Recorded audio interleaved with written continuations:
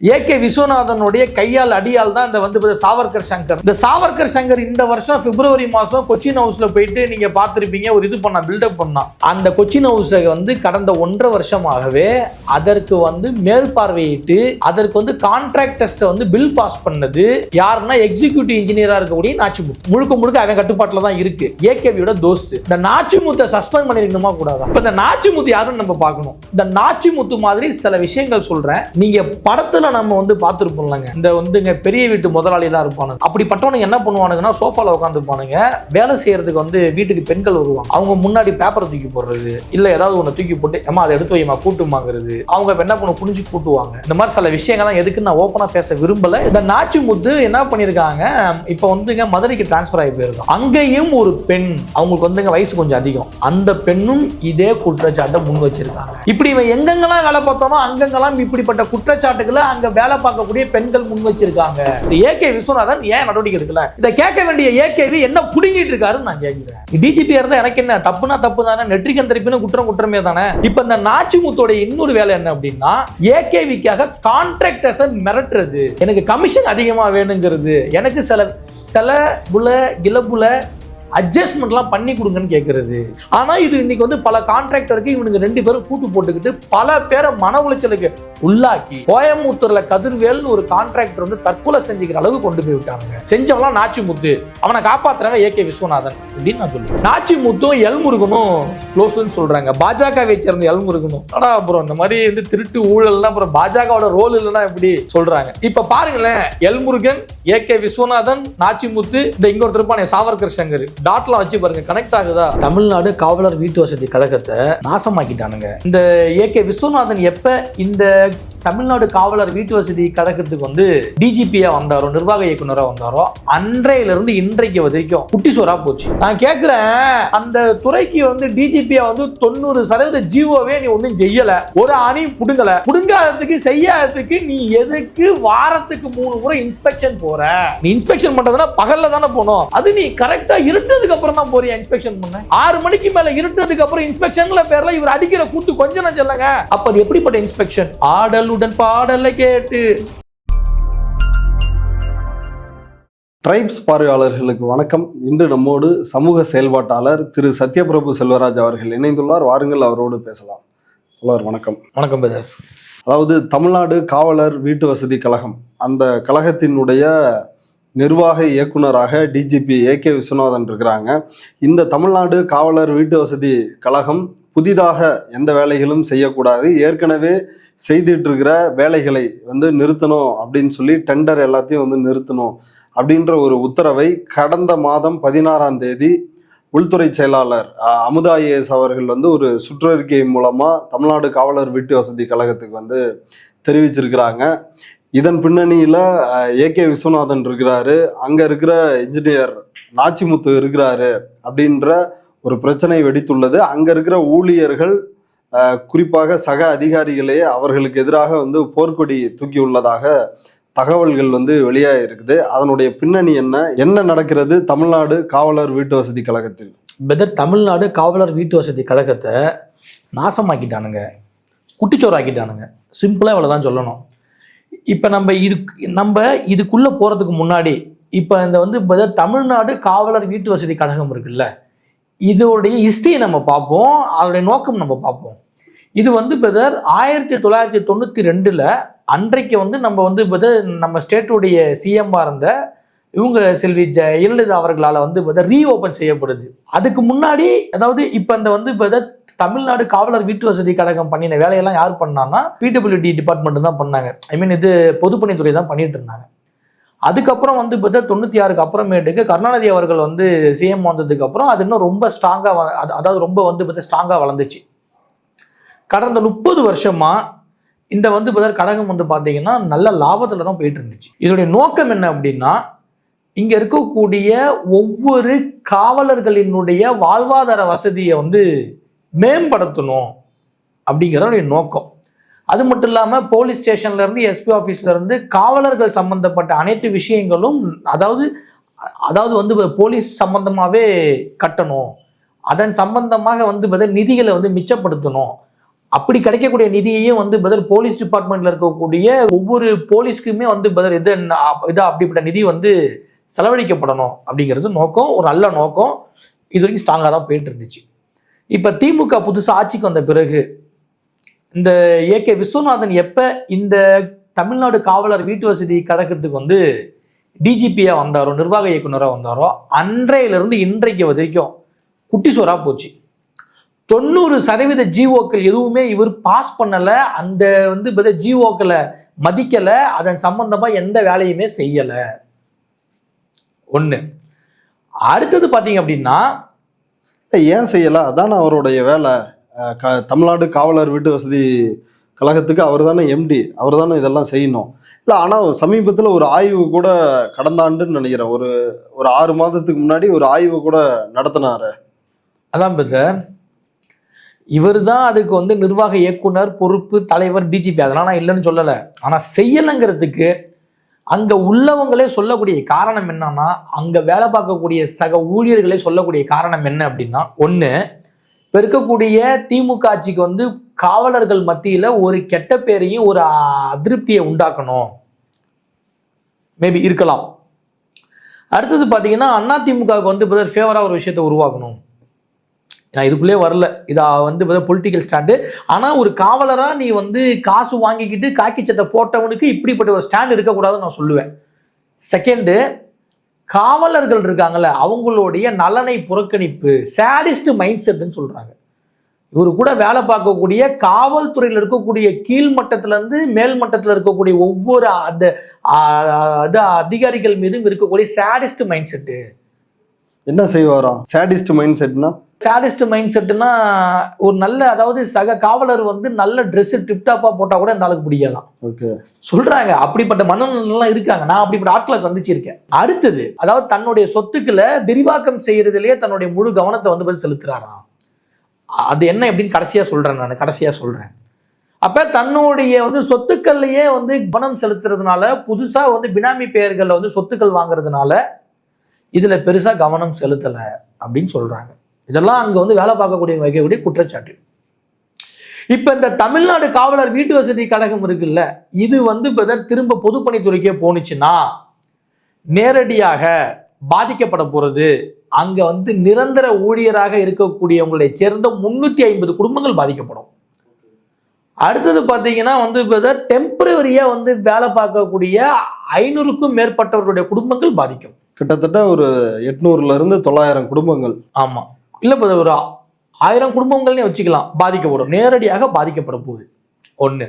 But இவர் இந்த இதுல வந்துங்க டிஜிபி இல்லைன்னா இன்னொன்னுல டிஜிபியா போயிடுவாரு, சம்பளம் உண்டு, பென்ஷன் உண்டு, அதுவே தேவையில்லைங்க. 2000 கோடி 3000 கோடி ரூபா வந்து ஆட்டையை போட்டு சொத்து சேர்த்து வச்சிருக்காரு. இது சம்பந்தமா நம்ம எல்லா இடங்களுக்கும் நாம வந்து கம்ப்ளைண்ட்டும் அமைச்சிருக்கோம், வழக்குக்காக வந்து சில விஷயங்கள்லாம் முன்னெடுத்திருக்கோம், நாம பேசியும் இருக்கோம். ஒண்ணு, ரூட்ஸ் தமிழ்ல ஏற்கனவே பேசி. ஆமா ஆமா ஆமா. அப்ப இப்படி இருக்கும் பொழுது எவனுக்கு வேலை போனா நமக்கு என்னங்கிற ஒரு மனநிலை தான் இவருடைய வந்து மனநிலைன்னு சொல்லுவாரு. இப்ப இதன் சம்பந்தமா தான் எந்த வேலையும் நடக்கல, 90% ஜிஓக்கள் பாஸ் பண்ணல, மதிக்கல, ஸ்டெப் எடுக்கல, எல்லா வேலையும் அப்படியே நிக்குது. அப்ப இனிமே தமிழ்நாடு காவலர் வீட்டு வசதி கழகத்தை வச்சு நம்ம என்ன செய்ய போறோம்? அதனால இதுல இருக்கக்கூடிய வேலைகள் அப்படியே நிப்பாட்டுங்க, இல்லைன்னா இது வரைக்கும் செஞ்சு முடிக்காம இருந்த வேலையை மட்டும் இதுக்கப்புறம் செஞ்சு முடிச்சிருங்க, புதுசா எதுவும் செய்ய வேணாம் அப்படின்னு சொல்லிட்டு ஒரு சுற்றறிக்கை 16ஆம் தேதி நவம்பர் மாசம் 2023 இந்த வருஷம் வந்தது. இந்த வந்து சுற்றறிக்கை யார் அமைச்சாங்கன்னா, ஹோம் செக்ரட்டரியா இருக்கக்கூடிய திரு அமுதா IAS தான் இப்படிப்பட்ட சுற்றறிக்கையை அமைச்சாங்க. ஒரு கழகமே ஒண்ணு இல்லாமாச்சு. இதுதான். இதனால பாதிக்கப்பட போறது யாருன்னா காவலர்கள். வேற என்ன நடக்குது இந்த தமிழ்நாடு காவலர் வீட்டு வசதி கழகத்துல?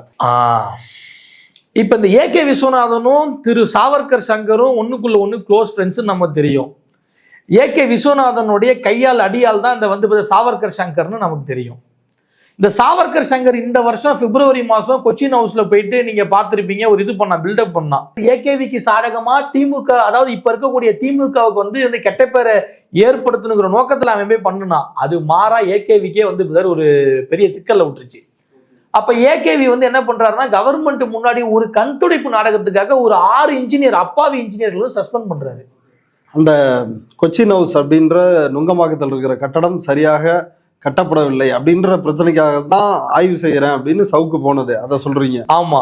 அது அதிமுக பீரியட்ல கட்ட ஆரம்பிச்சது எல்லாமே நமக்கு தெரியும். ஆனா இவன் என்ன பண்ணான்னா திமுகவுக்கு வெறும் கெட்ட பேரை உண்டு பண்ணணும், இதன் சார்ந்து ஏகேவிக்கு ஒரு பிளஸ்ஸான விஷயத்த பண்ணணும் அப்படின்னு நினைச்சு பண்ணுனா, ஆனா அது கடைசியா உல்டாவாகி போச்சு. ஒன்னாச்சா? இப்ப அந்த சவுக்கு ஒரு இது பண்ணால, ஷோ பண்ணால, அந்த ஷோக்கு அப்புறமேட்டு ஏகேவிக்கு ஒரு பெரிய நெருக்கடி வந்துச்சு. அதனால ஒரு கண்துடைப்பு நாடகத்துக்காக 6 இன்ஜினியர்களை ஏகேவி ஏகே விஸ்வநாதன் சஸ்பெண்ட் பண்றாரு. இதுல வேடிக்கை என்னன்னா 6 இன்ஜினியருமே அப்பாவிகள். அவங்க அப்பாவியா இல்லையாங்கிறது கோர்ட்டு முடிவு செய்யட்டும், நான் அதுக்குள்ள போல. ஆனா அந்த கொச்சின் ஹவுஸை கடந்த 1.5 வருஷமாகவே அதற்கு மேற்பார்வையிட்டு அதற்கு கான்ட்ராக்ட் டெஸ்ட்டை பில் பாஸ் பண்ணது யாருன்னா எக்ஸிக்யூட்டிவ் இன்ஜினியரா இருக்கக்கூடிய நாச்சிமுத்து. முழுக்க முழுக்க அவன் கட்டுப்பாட்டில் தான் இருக்கு. ஏகேவியோட தோஸ்து. இந்த நாச்சிமுத்தை சஸ்பெண்ட் பண்ணிருக்கணுமா கூடாதா? கண்டிப்பா பண்ணல. நான் என்ன சொல்றேங்க, இந்த இதுல தப்பு நடந்திருக்குன்னு ஒருத்தன் சொல்றான், டுபாகூர் சொல்றான். அதன் சார்ந்து கவர்மெண்ட் இது விசாரணை பண்ணுது.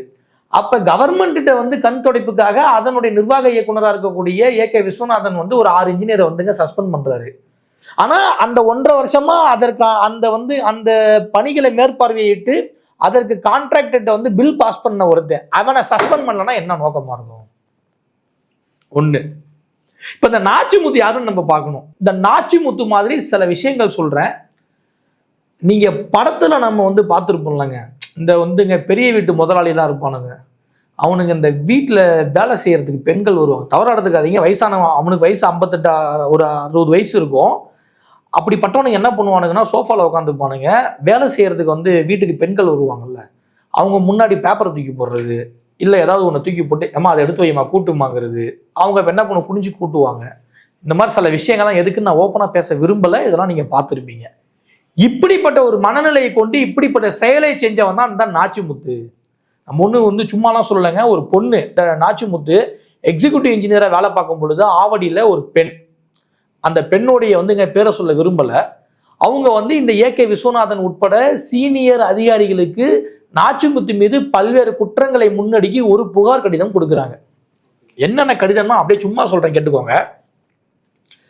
இந்த மாதிரி அசிங்கமா பேசுறது, கேவலமா நடத்துறது, சாதி சொல்லி பேசுறது, அப்புறம் அவங்க இந்த சொன்ன இல்லைங்களா, அவனுடைய ரூமுக்கு கூப்பிட்டு அந்த சமயத்தில் கீழே ஏதாவது ஒன்று போட்டு கூட்ட சொல்றது, இப்படிப்பட்ட கொடுமைகள்லாம் பண்றாரு, என்னை டார்ச்சர் பண்றாரு. அதே அவருக்கு பிடிச்சவங்கன்னா மட்டும் ஒரு மாதிரி நடந்துக்கிறாரு, அவருக்கு பிடிச்சவங்கன்னா அவருக்கு அட்ஜஸ்ட் பண்ணி போறவங்கள்ட்ட ஒரு மாதிரி நடந்துக்கிறாரு அப்படின்னு குற்றங்களை முன்னடிக்கு ஒரு புகாரை கொடுக்குறாங்க. எந்த விதமான நடவடிக்கையும் இல்லை. திரும்ப அவங்க சிஎம் செல்லுக்கு அனுப்புறாங்க. சிஎம் செல்ட்டு இருந்து ஏகேவியை கூப்பிட்டு குடையிறாங்க, என்ன நடவடிக்கை எடுத்துன்ட்டு. அப்புறமா ஏகேவி இந்த பொண்ணை கூப்பிட்டு என்ன பேசினாரு என்ன செஞ்சாருன்னு தெரியல, அந்த பொண்ணை ஆஃப் பண்றாங்க. இன்ஜினியருக்கு ஆதரவா நடவடிக்கையில ஈடுபடுறாரு. ஆமா. ஒண்ணு. அடுத்தது, இந்த நாச்சிமுத்து என்ன பண்ணியிருக்காங்க, இப்போ மதுரைக்கு டிரான்ஸ்ஃபர் ஆகி போயிருக்கான். அங்கேயும் ஒரு பெண் அவங்களுக்கு வயசு கொஞ்சம் அதிகம், அந்த பெண்ணும் இதே குற்றச்சாட்டை முன் வச்சிருக்காங்க. இப்படி இவன் எங்கெங்கெல்லாம் வேலை பார்த்தானோ அங்கெங்கெல்லாம் இப்படிப்பட்ட குற்றச்சாட்டுகளை அங்க வேலை பார்க்கக்கூடிய பெண்கள் முன் வச்சிருக்காங்க. இப்படிப்பட்ட புகார்களை கொடுத்துருக்காங்க. ஏன் இதுவரை நடவடிக்கை எடுக்கல? இந்த ஏகே விஸ்வநாதன் ஏன் நடவடிக்கை எடுக்கல? அப்போ உனக்கு அவனுக்கு என்ன சம்பந்தம் நம்ம கேட்போமா மாட்டோமா? இதான் விஷயம். அடுத்தது இந்த மதுரை ஆஃபீஸ்ல வேலை பார்க்கக்கூடிய சக இன்ஜினியர்களு, இந்த நாச்சிமுத்து ரிட்டையர்மெண்ட் ஆனாதான் நாங்க திரும்ப வேலைக்கு வருவோம், எங்களை ஆளை விட்டுருங்க, இவங்க கூட மனுஷன் வேலை பார்க்க முடியாதுன்னு சொல்லிட்டு போர்க்கொடி தூக்கி இருக்காங்க. ஒண்ணு. இந்த நாச்சிமுத்துக்குன்னு ஒரு சின்ன கேவலமான பேக்ரவுண்ட் இருக்குன்னு நான் சொல்லிடுறேன். அதாவது நாச்சிமுத்து அசிஸ்டன்ட் இன்ஜினியரா இருந்து அசிஸ்டன்ட் எக்ஸிக்யூட்டிவ் இன்ஜினியர் ஆகி அடுத்தது எக்ஸிக்யூட்டிவ் இன்ஜினியரா ஆயிருக்காரு. இதுக்கு வரணும்னா 5 வருஷத்துக்குள்ள அக்கௌண்ட் டெஸ்ட் அப்படின்னு ஒரு டெஸ்ட் பாஸ் பண்ணணும். இது 5 வருஷத்துக்குள்ள பண்ணணும். நாச்சிமுத்து பண்ணல. இந்த 5 வருஷத்துக்குள்ள முடிக்கலன்னா அவங்க சம்பந்தப்பட்ட துறையான உள்துறையில கால நீட்டிப்பு வாங்கணும். வாங்கல. மாறா முருகேசன்கிற ஒரு ஜிஎம் கிட்ட ஒரு ஃபேக்கா ஒரு லெட்டரை வாங்கிக்கிட்டு ஏமாத்திட்டு இருக்கான். இதை கேட்க வேண்டிய ஏகேவி என்ன புடுங்கிட்டு இருக்காருன்னு நான் கேட்கிறேன். இதன் சம்பந்தமா திருநெல்வேலியை சேர்ந்த ஜேம்ஸ்ன்னு ஒரு இன்ஜினியர் கோர்ட்ல வழக்கே போட்டிருக்காரு. இந்த வழக்கை முன்னுதாரணமா வச்சு ஏகேவி கிட்ட கம்ப்ளைண்ட் கொடுத்து ஏன் அந்த நாச்சிமுத்து மீது நடவடிக்கை எடுக்கல? அப்ப உனக்கு சட்டம்னா என்னன்னு தெரியலையா? அப்ப நீ கவர்மெண்ட் போட்ட ஆர்டரை நீ மதிக்க மாட்டியா? அப்போ உனக்குன்னு ஒரு தனி சட்டம் தனி ரூலை நீ வச்சுட்டு நடத்துறியா? இப்படிப்பட்ட நாச்சிமுத்து மீது ஏன் நடவடிக்கை இன்ன வரை எடுக்கல? உனக்கு என்ன புடுங்கிற வேலையா அப்படின்னு அந்த சக ஊழியர்கள் கூட சேர்ந்து நானும் கேட்கிறேன். யாரு? ஏகே விஸ்வநாதன் நான் கேட்கிறேன். நான் டிஜிபியா இருந்தா எனக்கு என்ன, தப்புனா தப்பு தானே, நெற்றிக்கன் திருப்பின்னு குற்றம் குற்றமே தானே. ஒண்ணு. இப்ப இந்த நாச்சிமுத்தோட இன்னொரு வேலை என்ன அப்படின்னா, ஏகேவிக்காக கான்ட்ராக்டர்ஸை மிரட்டுறது, எனக்கு கமிஷன் அதிகமா வேணுங்கிறது, எனக்கு சில கிளப்புல அட்ஜஸ்ட்மெண்ட்லாம் பண்ணி கொடுங்கன்னு கேட்கறது, அதற்காக அவங்களுக்கு பில் கொடுக்காம பாஸ் பண்றது, அதாவது 6 மாசம் 1 வருஷம் வந்து பில் கொடுக்காம இழுத்தடிக்கிறது. இதுல ஒரு விஷயம் என்னன்னா, மற்ற டிபார்ட்மெண்ட்ல கூட 3 மாசம் 4 மாசம் 6 மாசம்லாம் ஆகும் பில் கொடுக்க. ஆனா இந்த பர்டிகுலரா தமிழ்நாடு போலீஸ் ஹவுசிங் கார்பரேஷன்ல தான் ஃபர்ஸ்ட் டெண்டர் வந்ததே இங்கதான். காலையில பில்லு கொடுத்தா 2 நாளைக்குள்ளார வந்து பணம் வந்துடும். அவ்வளோ ஃபாஸ்டா இருக்கும் வேலை, மெரிட்ல அவ்வளோ ஃபாஸ்டா இருக்கும். ஆனா இது இன்னைக்கு வந்து பல கான்ட்ராக்டருக்கு இவனுங்க 2 பேரும் கூட்டு போட்டுக்கிட்டு பல பேரை மன உளைச்சலுக்கு உள்ளாக்கி, கோயம்புத்தூர்ல கதிர்வேல்னு ஒரு கான்ட்ராக்டர் வந்து தற்கொலை செஞ்சுக்கிற அளவு கொண்டு போய் விட்டானுங்க. அடுத்தது கரூர்லயும் ஒரு கான்ட்ராக்டர் வந்து தற்கொலை செஞ்சுக்கிற அளவு கொண்டு போய் விட்டானுங்க. செஞ்சவெல்லாம் நாச்சிமுத்து, அவனை காப்பாத்துறவன் ஏகே விஸ்வநாதன் இப்படின்னு நான் சொல்லுவேன். இது நான் சொல்லல, அங்க வேலை பார்க்கக்கூடிய சக ஊழியர்கள் நம்ம கிட்ட நேரடியா சொன்னது. முழு தகவல்களும் நம்ம கிட்ட இருக்கு. முழு தகவல்களும் நம்ம கிட்ட இருக்கு, இல்லாம நம்ம பேசல. ஒண்ணு. அடுத்தது, இந்த ஏகேவி இருக்காருல்ல, கோயம்புத்தூர்ல கமிஷனரா இருக்கும் பொழுது நாச்சிமுத்து அங்க இருந்து டிரான்ஸ்பர் ஆகி போகும் பொழுது, எப்பா கோயம்புத்தூர் தப்பிச்சிரான்னு சொன்ன ஏகேவி நான் கேட்கிறேன், மிஸ்டர் ஏகே விஸ்வநாதன், இந்த வார்த்தையை நீங்க சொன்னீங்களா இல்லையா? நீங்க யாருக்கிட்ட இந்த வார்த்தையை சொன்னீங்களோ அவரே என்கிட்ட நேரடியாக கொடுத்த வாக்குமூலம் இது. சொன்ன ஏகே விஸ்வநாதன் இன்னைக்கு நாச்சிமுத்தை கூட கூட்டிட்டு சுத்துறாரு. நாச்சிமுத்து இவ்வளோ கேவலங்கள் பண்ணி இவ்வளோ சட்டத்துக்கு புறமான வேலைகள் செஞ்சும் ஏன் நீ இன்னும் அவன் மீது நடவடிக்கை எடுக்கல? என்ன காரணம்? இப்போ அவனுக்கு என்ன கூட்டு? ஒண்ணு. இதுல இன்னொரு விஷயம் வருது பிரதர். நாச்சிமுத்தும் எல்முருகனும் க்ளோஸ்ன்னு சொல்றாங்க. பாஜகவை சேர்ந்த எல்முருகனும் என்னடா அப்புறம் இந்த மாதிரி வந்து திருட்டு ஊழல்னா அப்புறம் பாஜகவோட ரோல் இல்லைன்னா எப்படி சொல்றாங்க? இப்ப பாருங்களேன், எல்முருகன், ஏகே விஸ்வநாதன், நாச்சிமுத்து, இந்த இங்க ஒருத்தர் இருப்பானே சாவர்கர் சங்கர், டாட்லாம் வச்சு பாருங்க, கனெக்ட் ஆகுதா? பாஜக, அதிமுக இவர்களுக்காக வேலை பார்க்கக்கூடிய புரோக்கர்ஸ் வருதா? கனெக்ட் ஆகுதா? இதை இப்ப நீங்க நல்லா பொருத்தி பார்த்தீங்கன்னா நான் சொல்றது என்னன்னு உங்களுக்கும் புரியும், மக்களுக்கும் புரியும். ஒண்ணு. இப்ப இந்த ஏகே விஸ்வநாதன் பண்ற கூத்துக்களை நான் சொல்றேன். இதுக்கு முன்னாடி இந்த தமிழ்நாடு போலீஸ் ஹவுசிங் கார்பரேஷன்ல இருந்தவங்கலாம் வருஷத்துக்கு 4-5 முறை வந்து அது இன்ஸ்பெக்ஷன் போறதே பெரிய விஷயமா. அது நான் வந்து சரின்னு சொல்ல மாட்டேன், எப்ப தேவையா அப்ப போகணும். ஆனா அந்த ஏகே விஸ்வநாதன் பாருங்க, வாரத்துக்கு 3 நாள் போறாரா இன்ஸ்பெக்ஷன். வாரத்துக்கு 3 நாள் இன்ஸ்பெக்ஷனா? நான் கேட்கிறேன், நீ அந்த துறைக்கு வந்து டிஜிபியா வந்து 90% ஜிஓவே நீ ஒன்றும் செய்யல, ஒரு அணியும் புடுங்காததுக்கு செய்யாததுக்கு நீ எதுக்கு வாரத்துக்கு 3 முறை இன்ஸ்பெக்ஷன் போற? என்ன காரணத்துக்காக போறாரு? இதை நாம வந்து அங்க வந்து வேலை பார்க்கக்கூடிய அனைத்து மாவட்டங்கள்ல இருக்கக்கூடிய சக ஊழியர்கள்ட்ட நம்ம விசாரிச்சா சொல்ற தகவலை மட்டும் கேட்டுக்கோங்க. நான் சில விஷயங்கள் சூச்சகமா சொல்றேன், ஏன்னா என்னால இப்படிப்பட்ட கேவலங்களை வந்து உடைச்சி பேச முடியல. என்னன்னா, இவர் இந்த இது பண்றாருல்ல, அந்த பிசினஸ் பண்றாருல்ல, ரியல் எஸ்டேட், இதுதான் தெரியுமே. இப்போ திருமங்கலத்துல இருந்து அந்த இதுல இருந்தே இவர் என்னென்ன பண்ணாரு நம்ம ஃபர்ஸ்டே பேசியிருக்கோம். எங்கெங்க இடம் வாங்கி போட்டிருக்காரு, யார் பேர்ல வாங்கி போட்டாரு, அதன் சார்ந்து வந்து கேஸ் வழக்கு, எந்தெந்த கேஸை வந்து ஒன்றும் இல்லாமக்கிறதுக்கு எவன்கிட்ட பணம் வாங்கினாரு, அந்த வந்து அப்படி வாங்கின லேண்ட்லாம் தான் பேர்ல, பொண்டாட்டி பேர்ல, அம்மா பேர்ல மாறி, தம்பி பேர்ல மாறி, புரோக்கர் பேர்ல மாறி, திரும்ப இவரு பேருக்கு எப்படி வந்துச்சுங்கிற கதை கொண்டு பேசியிருக்கோம். இதுக்கு ஒவ்வொரு மாவட்டத்துக்கும் பிசினஸ் சம்பந்தமா இடம் பார்க்கறதுக்கும் பிசினஸ் டீல் பேசுறதுக்கும் இவர் என்ன பண்றாருன்னா சொந்த காசுல போக முடியாது. ஆமாமா, கஷ்டப்படுறாருங்க அவரு, சொந்த காசுல போக முடியாது. அதனால இன்ஸ்பெக்ஷன் ஒரு பேரை வச்சு கவர்மெண்டோடைய காசுல, ஃபிளைட்ல, பஸ்ல, கார்ல, அதே மாதிரி வந்து கவர்மெண்டோடைய காசுல ஸ்டார் ஹோட்டல்ல தங்குறது, சோறுதிங்க. எவன் அப்ப விட்டு காசியா? இதெல்லாம் கேட்கறதுக்கு யாரும் இல்லைன்னா நீங்க என்ன வேணாலும் போகணும். சரி, சாயந்தரம் 6 மணிக்கு மேல உனக்கு ஹோட்டல்ல வந்து என்ன வேலை? இன்ஸ்பெக்ஷன் வேலை. நீ இன்ஸ்பெக்ஷன் பண்றதுன்னா பகல்ல தானே போகணும். அது நீ கரெக்டா இருட்டதுக்கு அப்புறம் தான் போறியா இன்ஸ்பெக்ஷன் பண்ண? சொல்றாங்க, சும்மா சொல்லல, சொல்றாங்க. உனக்கு கீழே வேலை பார்க்கக்கூடிய அதிகாரிகள் வந்து வயிற்றிலையும் வாயிலையும் அடிச்சுட்டு குமுறுறாங்க. 6 மணிக்கு மேல இருட்டதுக்கு அப்புறம் இன்ஸ்பெக்ஷன்ல பேர்ல இவர் அடிக்கிற கூத்து கொஞ்சம் நான் சொல்லுங்க அப்படின்னு சொல்றாங்க. அப்ப வந்து நீங்க தான் புரிஞ்சுக்கணும் 6 மணிக்கு மேல என்ன. அப்ப அது எப்படிப்பட்ட இன்ஸ்பெக்ஷன்? ஆடலுடன் பாடலை கேட்டு, ஸோ அதுதான், வேற என்ன பிரதர்? அப்படிதான் சொல்றாங்க நம்ம கிட்ட. இப்படிப்பட்ட விஷயங்கள் எல்லாம் செய்யக்கூடிய நாச்சிமுத்து நடவடிக்கை எடுக்காத ஏகே விஸ்வநாதன், உனக்கும் அவனுக்கு என்ன தொடர்பு? எங்க சொத்து வாங்கி போட்டிருக்கீங்க? இதுல இந்த நாச்சிமுத்து இருக்கான் பாத்தீங்களா, 29ஆம் தேதி இவன் வந்து ரிட்டைர்மெண்ட் ஆகுறாங்க. ஆனா இப்ப என்ன பண்ணிருக்கான், நான் இப்பெல்லாம் ரிட்டைர்மெண்ட் ஆக மாட்டேன், நான் அடிச்ச கொள்ளெல்லாம் பத்தாது, நான் ஆடின ஆட்டம்லாம் பத்தாது, எனக்கு இன்னும் 1 வருஷம் கால நீட்டிப்பு செய்யுங்க அப்படின்னு சொல்லி ஒரு மனு கொடுத்துருக்கான். இதுக்கு ஏகேவியும் சப்போர்ட் பண்றாரு. இந்த சார் இருக்கார்ல, நாச்சிமுத்து சார், இந்த சார் வந்து அந்த அதாவது ப்ரொமோஷன் லிஸ்ட்ல சீனியாரிட்டி பக்கம் வந்துங்க, இது 4th பிளேஸ்ல இருக்காராம்.